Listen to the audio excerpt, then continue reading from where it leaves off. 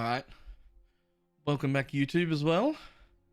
I haven't seen anything yet about the Balance Manifesto, but it's up, so we're going to go through it. In classic style, we're going to make predictions before reading any of it. So this is my prediction.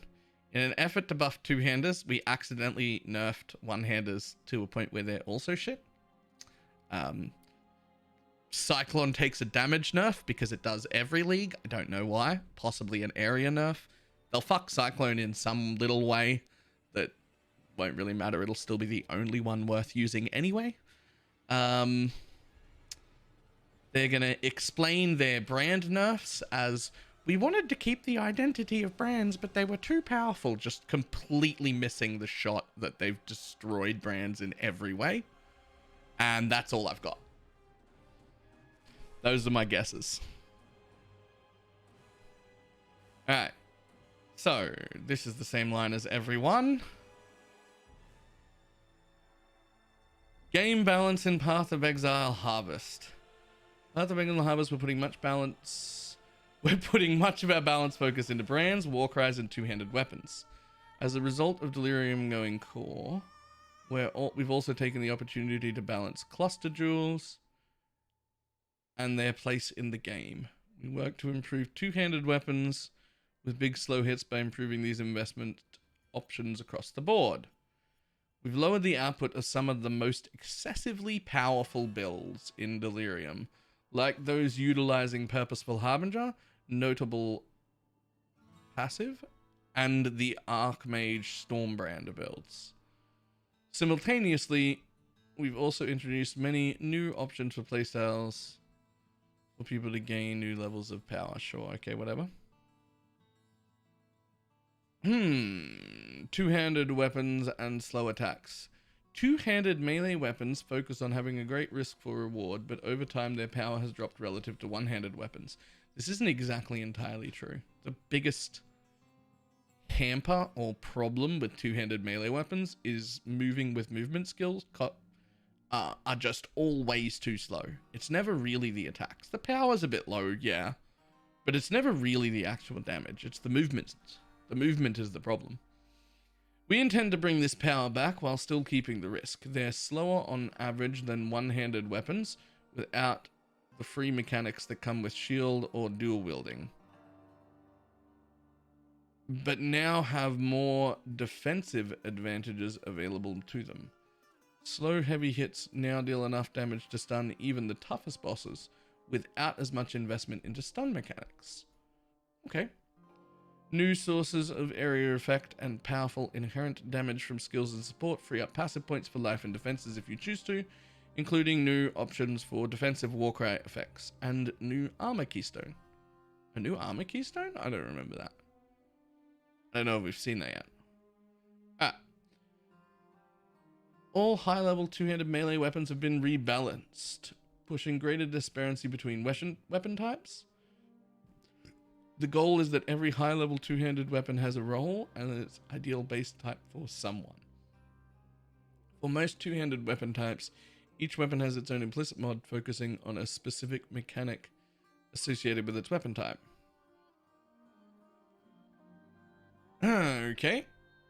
There have been new additions to the passive tree, providing power and utility, especially for melee characters like Tribal Fury Notable, which is a very big one. Very happy about that. That was only once available from Blight Anointments, leech passives that give much more total recovery per second for life leech than before, so reaching maximum leech rate is easier now for slower attacks and two-handed builds. Some accessible investment. Okay.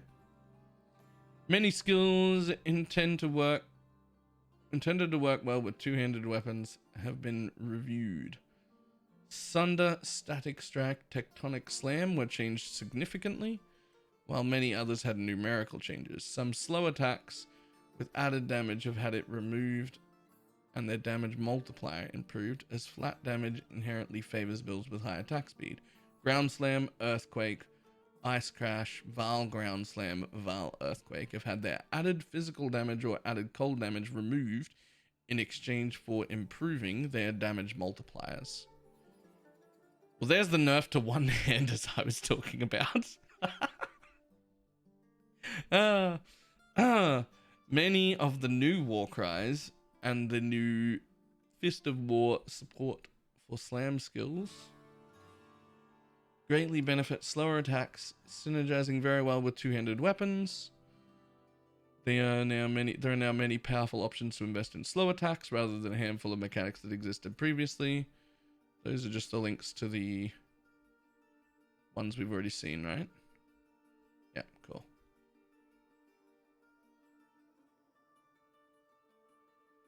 Oh god. Somebody Facebreakers got ruined by that. Okay, yep. Herald of Purity has been changed from adding physical damage to granting more physical damage, giving 12% more physical damage at gem level 20. This was to provide an equal benefit to weapon attacks regardless of their speed.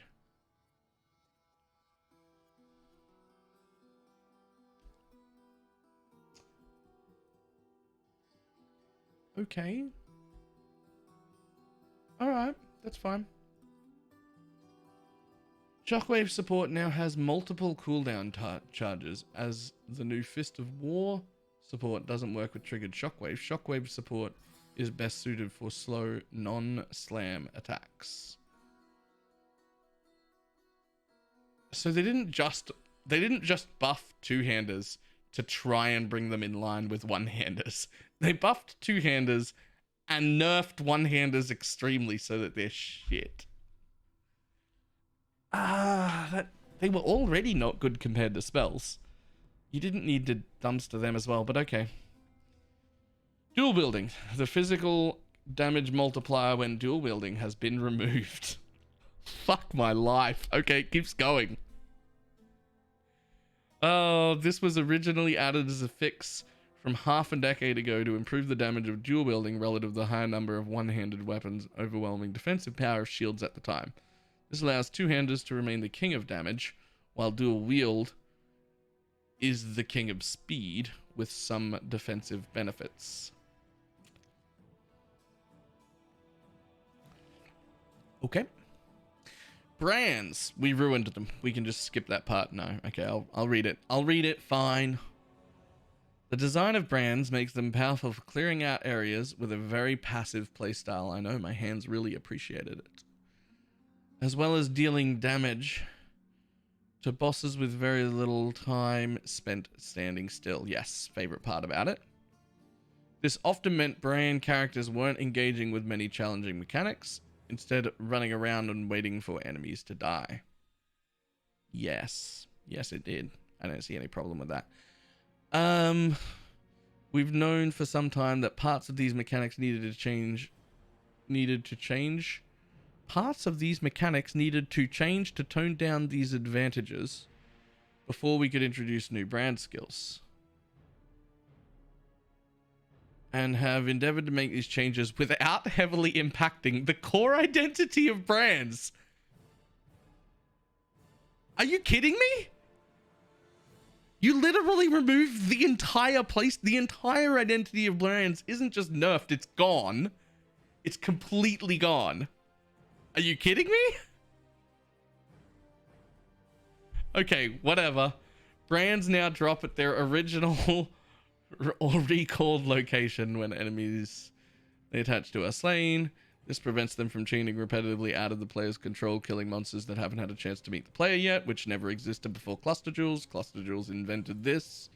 So obviously what we must do to fix that now that Cluster Jewels are in is nerf the base skill so that it doesn't do it anymore instead of balance the Cluster Jewels.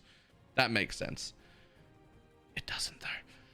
Brand recall no longer refreshes the duration of brands. We very much appreciate the utility skill of brand recall, but it has played a significant part in making brands feel less passive. We want to move in the direction of players having to recast their brands more often, with the option investment in brand duration to reduce how often you must recast brands. Honestly, I'm not even sure I'll bother to use brand recall at all anymore, but maybe you will. Maybe you'll just have it as a one link for like a situational here and there thing. Maybe. We lowered the detached durations of brands to bring them in line with mines, which also had their detached duration lowered when last reviewed. Mines don't have a detached duration, but sure. This is simply because the duration was unreasonably long, especially with the new and plentiful brand duration passives. Because of all these changes, we've been able to slightly improve the power of Storm brand, greatly improve Armageddon brand, improve the utility and power granted by brand passives, add new brand clusters, and of course introduce the new brands, including the Arcanist brand that lets you trigger many different spells using brand. The Hierophant brand node has also changed, mentioned below. Yep, okay. War cries. War cries of just really quick.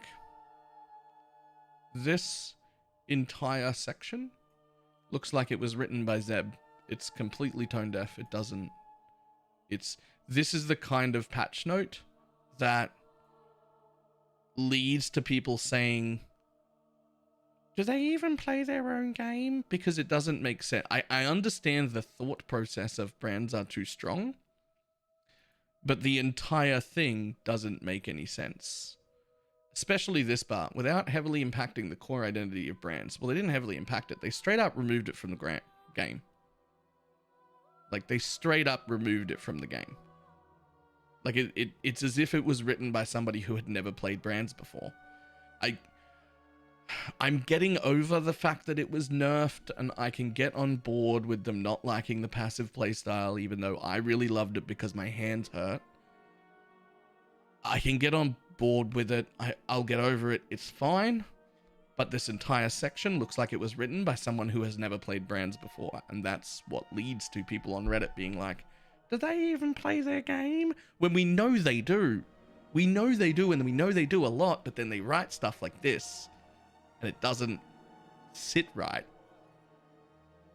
And like, I know that's not true. I know they play the game. I know nearly everyone who works there spends a lot of time playing this game in their spare time. Like, at home. Like, I know that's the case, so how does this come out? I don't get it. Anyway, moving on. War cries have changed significantly. Using war cries is now far more powerful than before. But comes with a longer use time and a longer cooldown. The cooldowns are no longer shared between war cries. We know that already. The goal of these changes is to have war cries become something that's far more significant impact on combat. Great rewards for taking the risk of standing still using an ability while surrounded. I mean, the risk of that is instant death, right? That sentence is with the risk of instant death. I'm not yeah, okay, sure. Using multiple different war cries is now possible. And the reason to heavily invest in the mechanic that you're able to take advantage in multiple ways on a single character. For those that prefer the old playstyle, we've added the keystone. Thank you. This one right here, that's the one I'll be taking. Yeah, we've added the keystone that lets you use war cries instantly at the cost of being unable to take advantage of multiple war cries. This isn't a keystone designed for characters that have heavily invested in war cries, but rather for characters that have a specific single war cry they wish to take advantage of. Okay.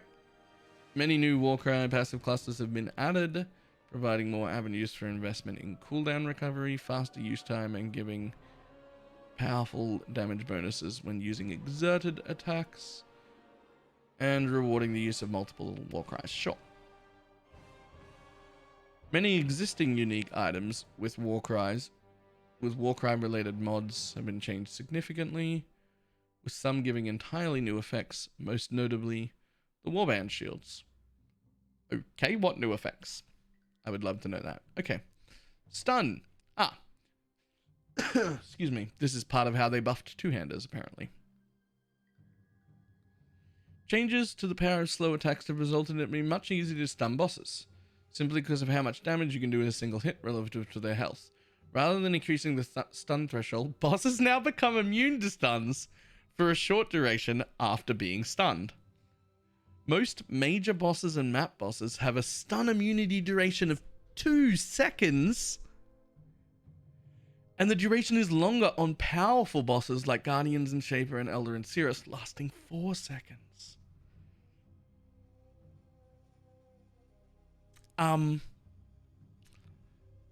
Stunning is now a great defensive advantage for slow, heavy-hitting characters without completely mitigating the threat of the encounter. Stun durations become more important as you can no longer chain them together with many short stuns.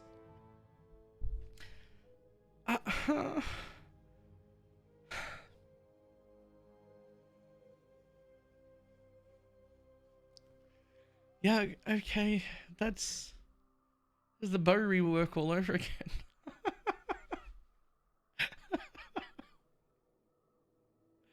Oh, that's fine. It's fine. Don't worry about it. It's fine. No one's going to play melee anyway. Ascendancy changes. We've made some changes to the Hierophant, Chieftain, and Berserker that we'll be revealing soon.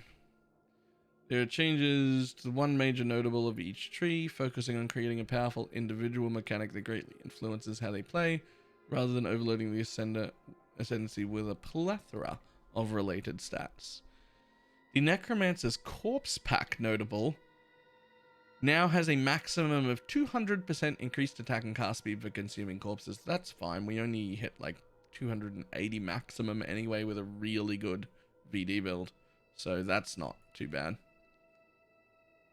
It was possible to get this value to self-scale the problematic numbers using Arcanist Brand. Arcanist Brand would have been even worse. Yeah, that's fair. That's fine. That seems fair. We've added new keystones to the Marauder Duelists section of the tree. These allowed investment in slow impale attacks. The Impaler.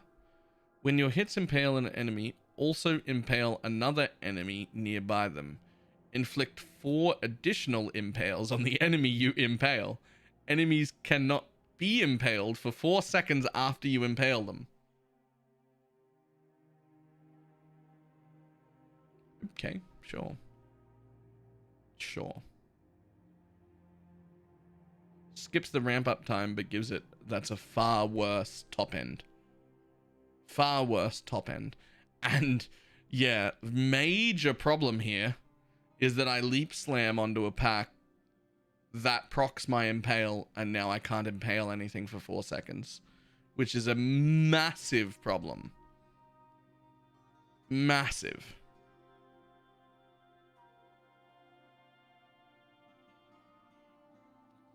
Right.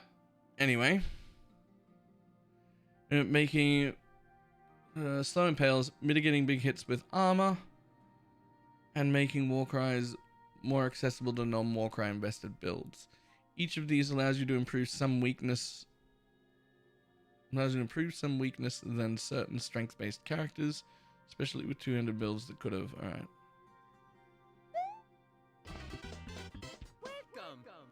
100% chance to defend with double armor. Maximum damage reduction for any damage type is 50%.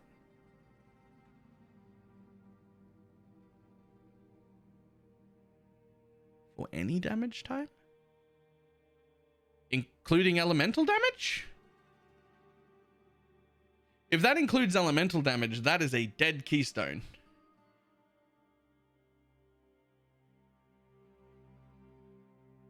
Unless it's not counting...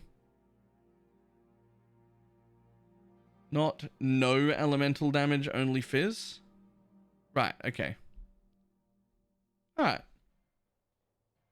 It doesn't, Mark clarified on a Reddit post. Okay, cool. Cool. If it doesn't apply to elemental damage, then this is good if you only had a little bit of investment, right? Like if you've got a little bit of armor and 3 endurance charges, but you're not like a Jug, you're not like 30,000 armor building, like you've just got a little bit and you can't invest that much, this would be fantastic.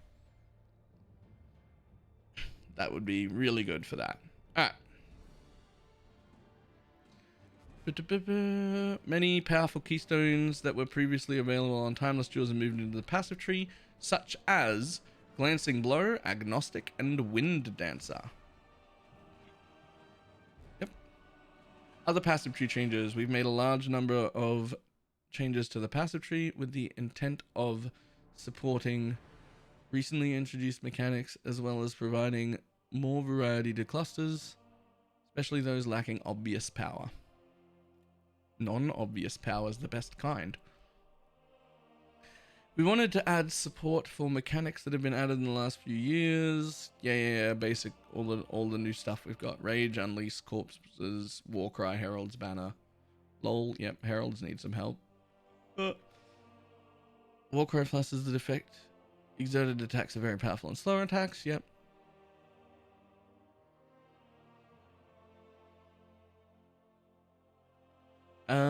The Martial Experience cluster is a good example of how total recovery per second from Life's Leech has improved.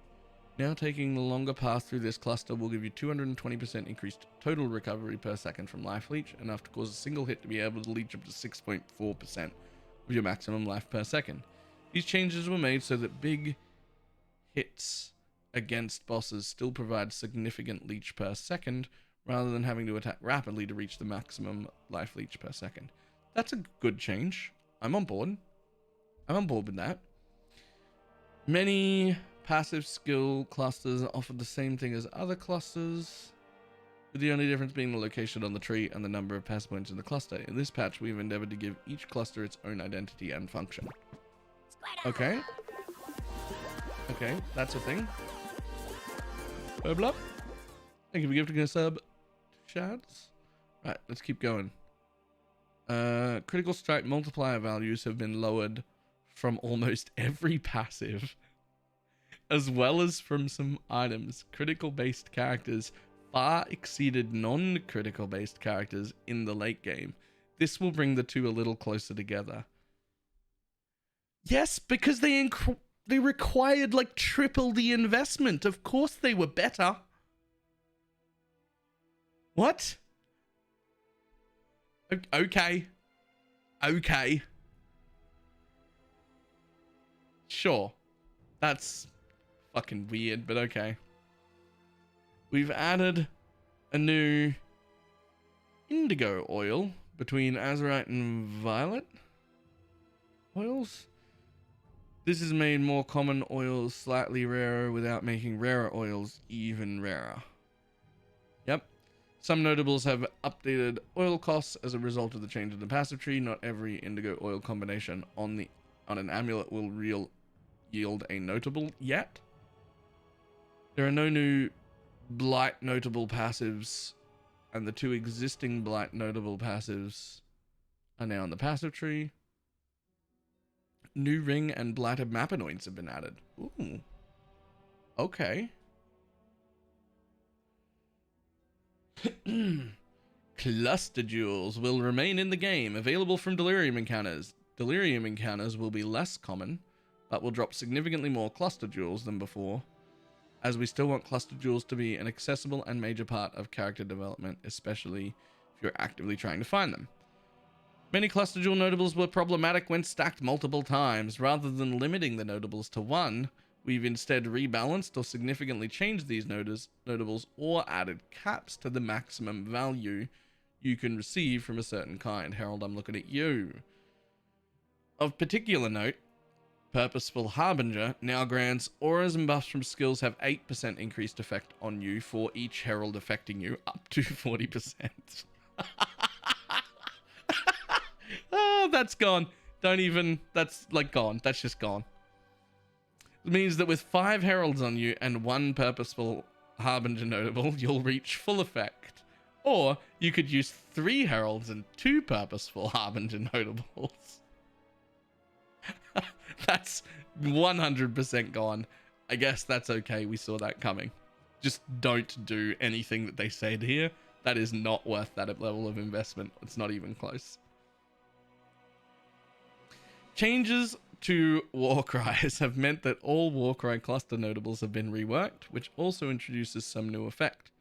Some cluster jewel brand notables have also been rebalanced. Yep. Weightings of notables and other modifiers have been adjusted so that the most powerful notables and 2 jewel sockets being much less common, as crafting an exceptional cluster jewel was way too easy. A unique jewel from the unique jewel from the simulacrum will still be available, though it will be rarer as a result of delirium not being in every area. Voices and megalomaniacs are unchanged, while split personality is now limited to 2. This jewel was the go-to jewel for any attribute stacking build, so we want to push a little more variation. The keystones from any delirium unique jewels have... No keystones from any delirium unique jewels have been changed. Though like the simulacrum jewels, these will be less frequent as you will encounter the unique bosses that drop them less frequently. Okay. These cluster jewel notables will no longer be available. Gladiatorial combat, deep cuts, intensity, confident combatant, no witness. Any existing notables already on jewels will be retained. Some notables of some of their effects have been moved to the passive tree, with deep cuts being the only exception. Fuck you, deep cuts. Okay. Val Molten Shell was providing too much damage mitigation for too long with too little investment. This resulted in Val Molten Shell being used by a high proportion of characters, including those who didn't get much armor beyond a granite flask. We intended to keep it as the best defense Val skill for armor invested characters while bringing it closer in power with Val Grace. That's, I mean, this has been a long time coming, that's fair. It will still last a long duration, but now require greater values of armor to reach its cap and mitigates a much lower percentage of damage while active. It also gives more armor instead of a flat value of armor, multiplying your existing armor value rather than giving an effect that is less relevant the more armor invested you are. That's fine. That's fine. So, Val Molten Shell also removes and is removed by other guard skills. Previously, it only had this effect on Molten Shell. Oh, I didn't know that. I thought it would get removed. I thought it would get removed on its own, but okay. We have... Ah! They did! They did! They nerfed Cyclone again. Are you fucking kidding me? That was a joke. Guys, that was a joke. I made that joke at the front. That was a joke. You're not supposed to hit Cyclone every single goddamn league. We have removed the stun immunity from Cyclone, but made no other changes. This immunity was originally added to prevent implementation problems when positional desync was common, not as part of the skill's core design. Being able to move while dealing damage is already a powerful defensive benefit. Melee attacks are usually more resistant to stuns. This skill will still make you immune to knockback, and Val Cyclone will still make you immune to stun. All this does is do almost nothing to the real Cyclone builds because they were already pretty stun resistant to begin with, but really screws over anyone using stun as a Cyclone as a trigger for spells, especially if you're a CI build.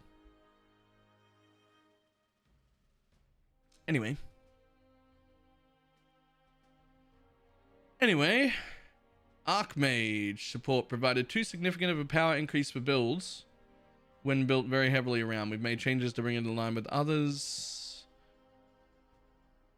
With other builds, while still nothing that is going with a huge power of mana investment, blah, blah, blah, blah. It now provides less added lightning damage based on mana spent than it did before, down to 108%. That is a lot less of the mana cost at level 20. We changed most of the items that increase mana cost. Fevered Mind has been reworked and is now limited to 1. Voidbringer and Apex Rage now add flat mana cost rather than percentage modifiers. These items provided too great a damage multiplier for a single unique, and as their once downside had become an upside.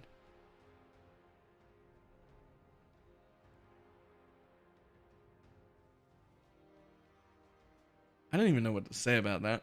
We've added a new passive cluster on the tree to let you increase the mana cost of skills for a new avenue of investment, though at much lower values than you could have found from those unique items. I don't want to oversay it and say that Archmage is dead, but I will. Archmage is dead.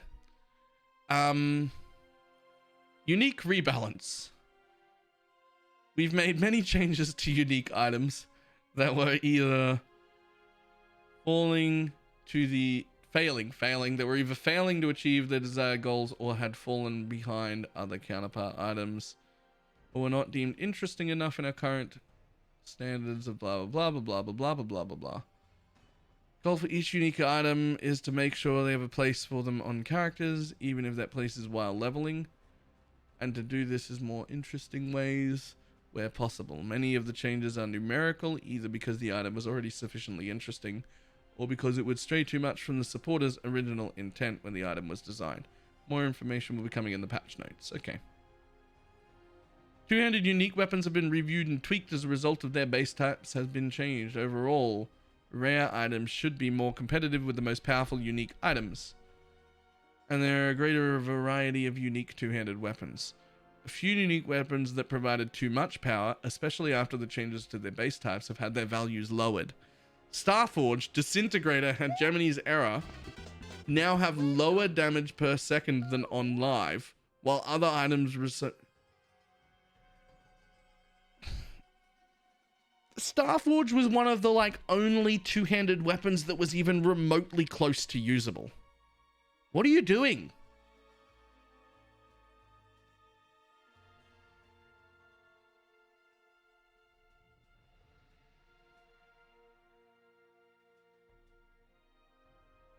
Again, we're really going to need the specific numbers on this, but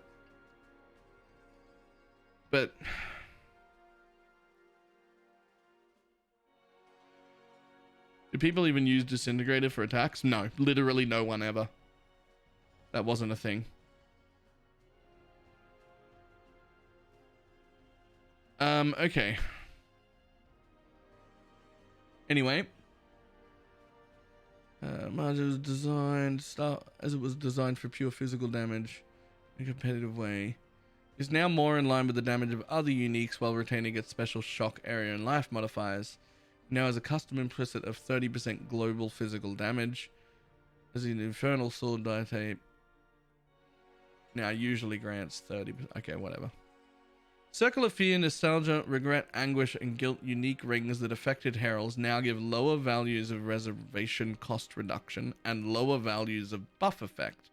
These rings provided too much power and were too obvious of a choice for many builds. Ah, yes, but they were also super expensive. It was a high value investment option.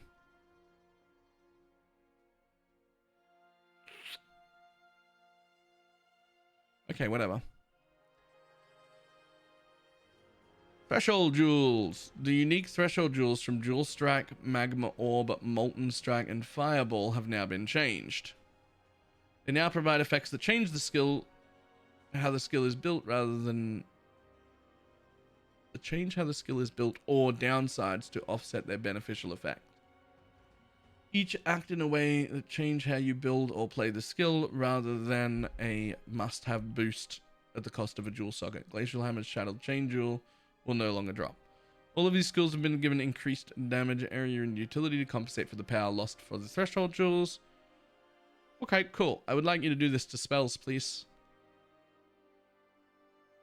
Slower Projectiles. The Slower Projectile gem now grants a lower value of less projectile speed than before. This is because a single support was massively multiplying the close range damage of certain skills. And all of them were being balanced around the values from this support. It also means that we can be more generous with projectile speed granted from other sources.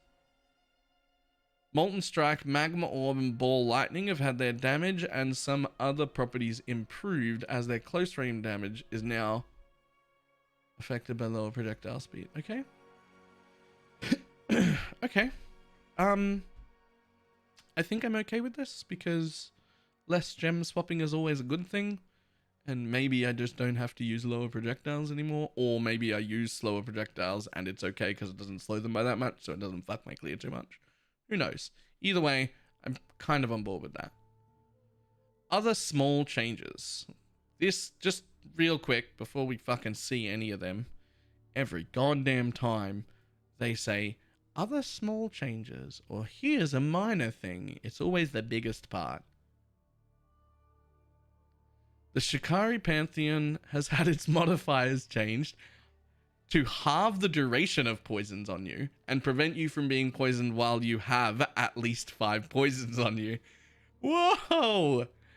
The Pantheon power trivialized a mechanic that was core of one of the 4 major guardians of the current endgame and prevented poison from being a threatening mechanic on every character. Yeah, that's fucking massive.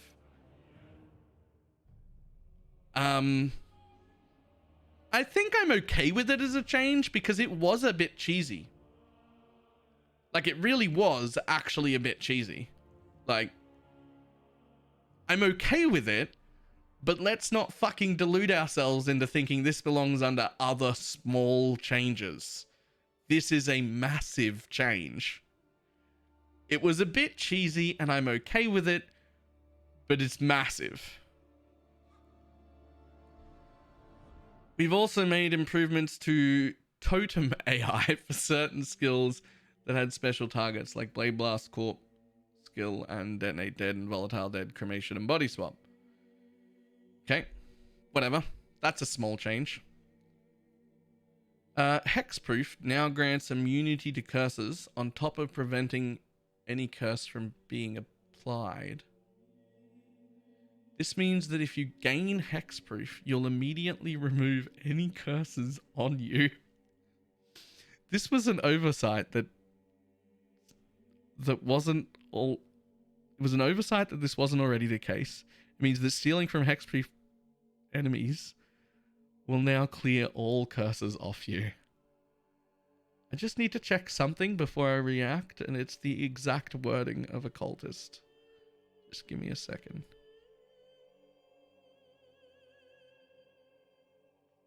Not that one. It does say enemies. It does. It says enemies. They removed Self-Cursed Headhunter from the... GGG. Are you okay?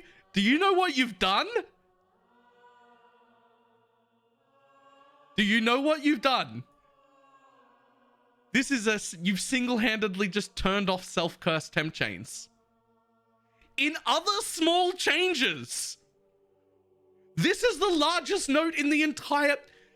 This is the most impactful change you've made in any patch notes in the last 3 years, and it's under other small changes. Now, I do want to say, I'm on board. I think the Self-Curse Temp Chains Headhunter build was too powerful on the cheese side and deserved to be removed. I've been long outspoken about, I think Headhunter is too powerful.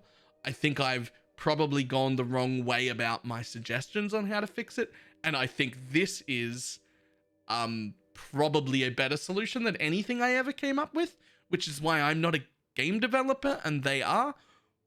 But that's massive and it doesn't deserve to be under other small changes. That is not a small change. Conclusion. This outlines just a portion of the changes that you'll see in Path of Exile Harvest. They are all subject to change prior to release, and you'll see more information in the patch notes tomorrow. We look forward to seeing how players will wield their new power and introduction. Okay, so it's big, but it impacts like 300 people. Yes, yes, it definitely doesn't impact a lot of people. However, it's the largest mechanic shift I've seen in like years. Like, it's a massive thing. So I think putting it under small changes is just fucking rip. Oh, and just to cap it off. And there's no beyond. Oh god. Oh god. Anarchy, Breach, Ambush, Nemesis, Harbinger, Metamorph, Legion.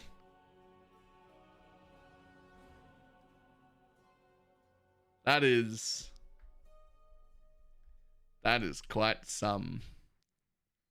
That is quite some. So self-curse temp change is a dead build. We don't do that anymore for Headhunter stuff. Just at all. That's a dead build. That's gone. They fixed it. That doesn't exist anymore. This might be the cheapest league we will ever or have ever seen for buying a Headhunter, at least since it became popular.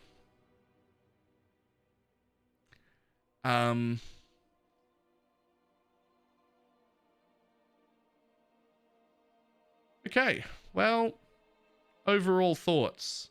Everything in this section and this section are huge and should be listed as major changes right up the top. So that's great. A fan of the slower projectile thing, a fan of the threshold jewel thing, a fan of some of the unique balance, although it's really weird that they took the only weapon that even had a chance of being good on a two-hander right now and nerfed it. And, well, the only two really, Hegemonies and Starforge are the only like two things. It's really weird that they've overall seemed to have nerfed two-handers when two-handers were already not as good as spells. And the idea was to buff two-handers to make them at least as good as one-handers, but they've nerfed one-handers, which were already not as good as every spell build in existence. It's just a really weird, well, really, really weird interaction that, like, a way to do things. I don't understand. I do not understand. Rip Archmage. That's dead now. It was nice to have it for a league. Molten Shell changes are good. Cluster Duel changes are mostly good. Very weird that they got rid of Deep Cuts, which was the only thing that brought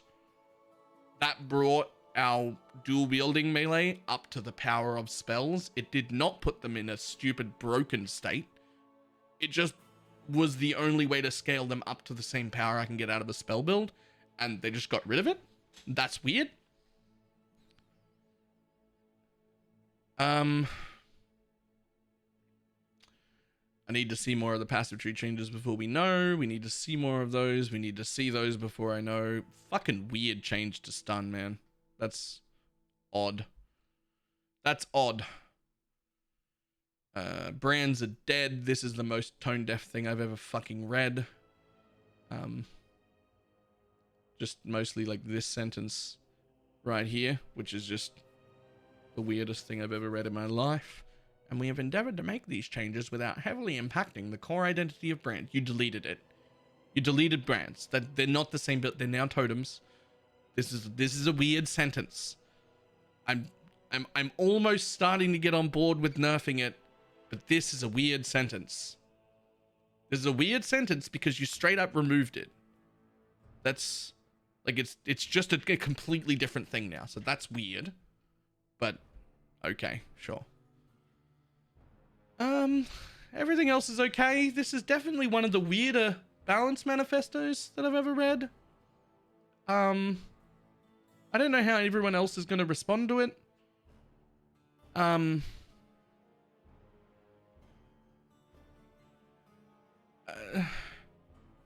don't know how everyone else is going to respond to it. Just everything